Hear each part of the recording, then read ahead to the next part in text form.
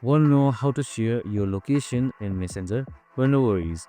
In this video, I'm going to show you an easy step-by-step guide on how you can do it.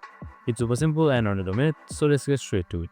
Uh, First things first, simply open up your Messenger application, and we will also create a video on how to download and open up Messenger, so make sure to watch it. Now, once you have opened your Messenger application, here you should be provided with various options. You can just simply go to chat and select your friend. So now once you have selected your friend right here, you should be provided with this chat interface.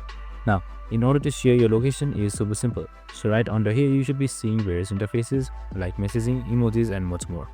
Now, in order to send location on the leftmost side, right beside the camera icon, you should be seeing this plus icon right here. Just simply select it. And once you have selected it, here you should be seeing location on the bottom. So you can just simply select location. Select allow location access if it's not allowed. Now select by using this app, and then just simply select start sharing live location for 60 minutes.